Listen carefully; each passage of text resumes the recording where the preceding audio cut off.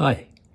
Last week I spoke about whether life was just chance happening, just accidental, everything coming together by chance. There was no plan to it.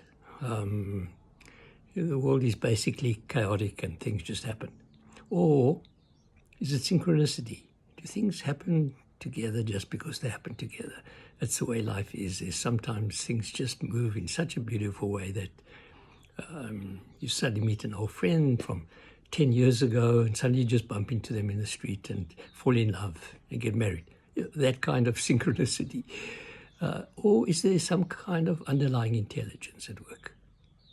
Is there some amazing mystery out there that is pressing the buttons of life? Today I want to talk about problems. Are there such things as problems? It's such an interesting space to go into. Having been a doctor for 45 years, recognizing, I've had people with cancer telling me that cancer was such an astonishing opportunity. They couldn't really see it as a problem anymore, that everything that was happening in their life was somehow just amazing. So, was that a problem for her, cancer, or was it an opportunity? Clearly, she had made a choice around seeing it as an opportunity. One of my favorite expressions is always, that I have a point of view and you have a point of view. The more points of view, the better the view. But that's not exactly the way most people think. Most people think their point of view is the right one, even though that point of view that they have at the moment wasn't the same point of view that they had 10 years ago. So for them to be stuck in the idea that their point of view right now is the right one doesn't make any sense. Points of views keep changing.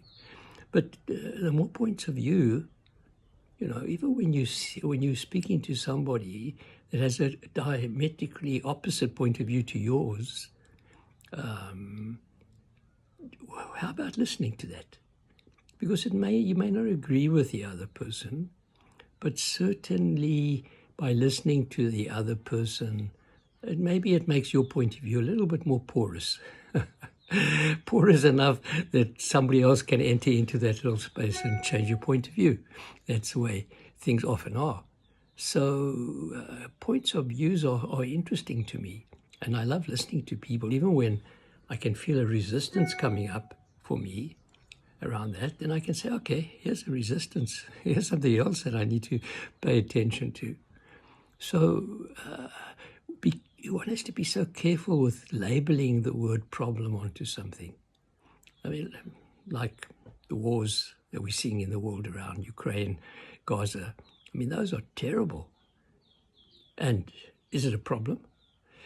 Well, it depends, of course, for the people on the ground, for the children that are starving, for the men in Ukraine who are dying. That's terrible. And for their families, it's horrible. Doesn't make it a problem. Well, if in 50 years' time, Jews and Arabs were living together peacefully and seeing the beauty of each other, then what's happening today, is it a problem or is it an opportunity? Same in Ukraine. Is the fighting going on there a problem? Well, yeah, thousands of young people are dying. That's terrible, isn't it? But what happens in 50 years' time if suddenly there's peace between Ukraine and the Russians? Is it still a problem then? So we don't really see what's happening. We can't see the future, obviously. We can only see the present moment.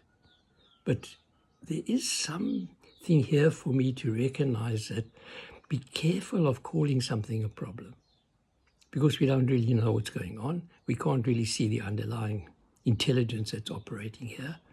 So why call it a problem? Because remember that if you call something a problem, it changes everything for you. It changes the way you start to deal with the thing. It becomes much more heavy. You can get angry about it. And if you get angry about it, that means that you're going to feel angry. That means that every chemicals in your body are going to be angry chemicals.